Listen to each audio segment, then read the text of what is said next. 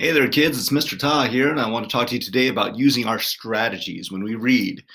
See, today we are learning to use all our brain power and reading strategies to pay close attention to what we are reading. We're going to pay a lot of really close attention. We use all these strategies because even teachers do, because we even read really hard books too.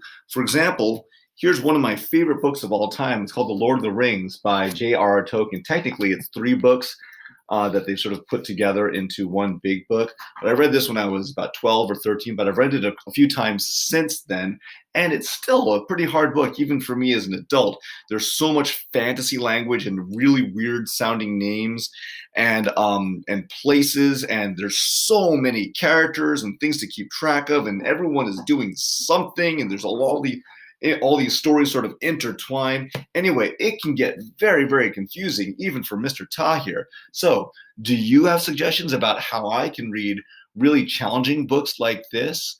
Or what suggestions do you have for your friends in your class?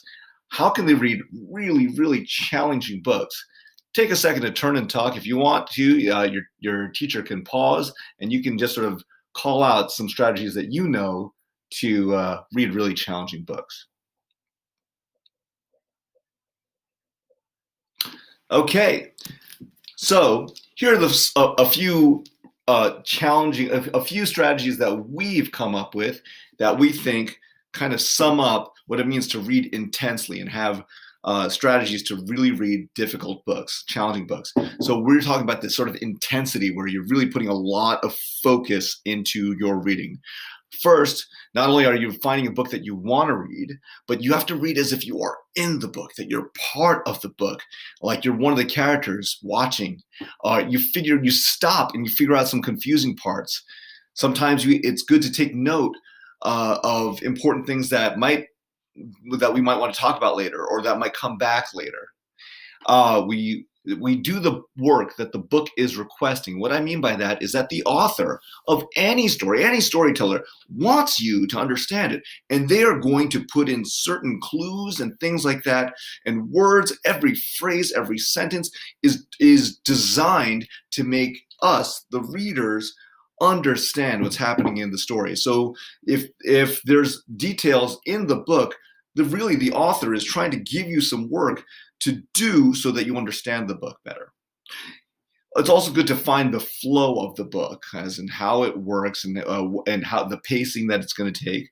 And of course, one of my favorites, this is something that I do all the time, is make movies in your mind. So when you read it, you can kind of picture what people look like and what people sound like and what the settings are like.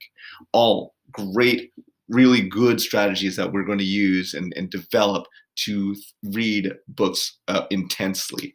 So let me give you an example of that, and we're going to practice this together using Tiger Rising.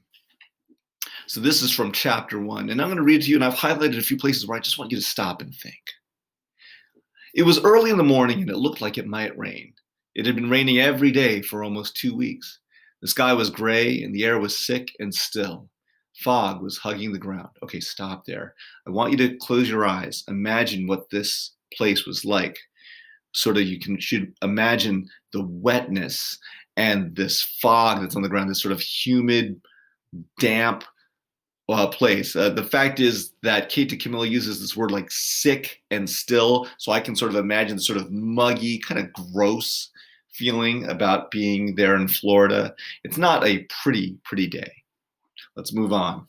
To Rob, it had seemed as if the tiger was some magic trick rising out of the mist. He was so astounded at his discovery, so amazed, that he stood and stared. But only for a minute. He was afraid to look at the tiger for too long, afraid that the tiger would disappear. Okay, stop. Then again, let's picture this. So imagine that you are Rob standing there and you see a tiger in the most unexpected of places. So imagine what he must be like. He stood and he stared and he's paralyzed, and almost doesn't believe that it's real, that he's afraid to look at it for too long in case it sort of disappears. It's just his imagination. So imagine that sort of shock that Rob would be feeling. Let's keep on going. He stared, and then he turned and ran back into the woods toward the Kentucky Star. And the whole way home, his brain doubted what he had seen. His heart beat out the truth to him. Tiger, tiger, tiger. Stop there.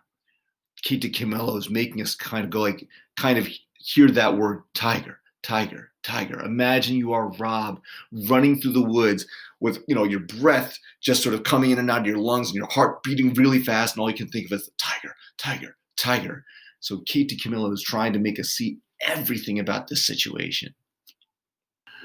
So what does it mean to do the work that the book is requesting? Well, in Tiger Rising, the work that the book is requesting is to walk in the main character's shoes or see the story through his or her eyes. Kate DiCamillo writes all these little details about the fog and the fact that Rob stands still and can barely look at the tiger and runs, and you can hear his heartbeat, tiger, tiger, tiger, all to make you feel like you are Rob.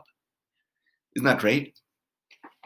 So, when you think about reading intensely, remember, how do you read intensely? There's lots of different strategies.